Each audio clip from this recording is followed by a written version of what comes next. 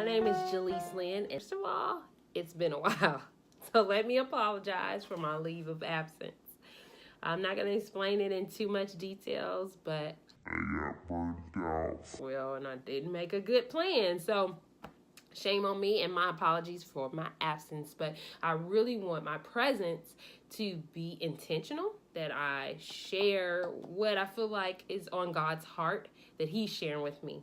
And so I have something today, and I'm really excited to share it. About October of 2018, I started back my women's Bible study, and we studied the book of Jonah first. I think we all walked away with a much more global perspective. As a result, I began praying for the world and just having this more global perspective, but it also led me to ask myself and to essentially ask God, how do I fit into this global purpose? That led me to start asking more particular questions about my gifts. Okay, God, I feel like I have all these gifts, and how do I use them all? And this is what we're going to address today.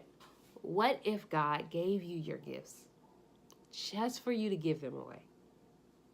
It's so like Him to do something like that, right? My initial thought, Abraham and Isaac. God gives Abraham Isaac, and almost immediately sacrifice him? Wait, whoa, didn't you just give him to me and now you want him back? In John chapter 4, disciples go to get him something, and by the time they make it back, he has sparked up this conversation with this woman, and he is looking at the harvest, which is plentiful. The disciples urge him to eat. He's like, I have food that you don't know of. My food is to do the will of the Father and to accomplish His purpose. In John chapter 6, you hear this miracle of God multiplying the fish and the loaves. But I like to think this.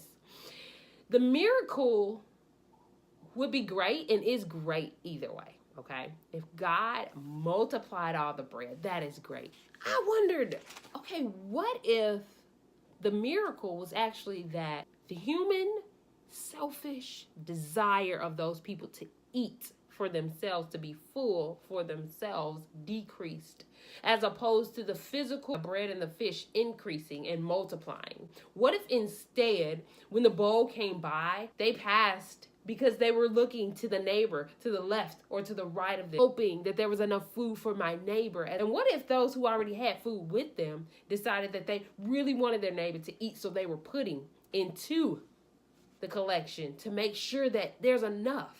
That is a miracle. Even if it did not happen that way, the thought of it is so beautiful, and it's not so far-fetched, because just 2 chapters before this very thing happens, Jesus was hungry, physically hungry and thirsty, and yet He doesn't get a drop of water or a piece of food before He says He's full. It makes me think. First 3 verses of 1 Corinthians 12, and I'm going to read them. Concerning spiritual gifts, brothers and sisters, I do not want you to be uninformed. You know that when you were pagans, you were led astray to mute idols. However, you were led.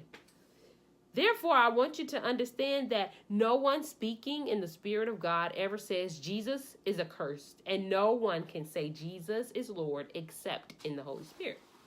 God's Spirit will not curse Jesus, but we cannot bless Jesus without God's Spirit. Get it to give it. You get it to get it. So you give me the Spirit so I can give you the glory. You give me the Spirit so I can give you the glory. Well, how do we give you the glory? In verse 7 is very evident. To each is given the manifestation of the Spirit for the common good. Now, this is where it all ties together for me. I think God gives us gifts just to give them away. Why? Because when we give things, it is for the common good. Or what is the gift that you think God might be leading you to give away? Sometimes it's money. Sometimes it's time. Sometimes it's actually a gift. I really want to be a worship leader that travels the world and leads the world in different tongues. But I am so willing to give that away. I'm so willing to write songs and let somebody else sing them. I would be so much more grateful for that, and I'm so okay with it now, and that was not the case always. So we talked about spiritual gifts. What if God has given you the gift just to give it back? What's your Isaac? What is that one thing that you prize and you're so glad God gave to you, and it would be really hard for you to give it away? Comment below. like the video, subscribe to the channel or not. I may need to prove myself to you again. I love y'all. Bye.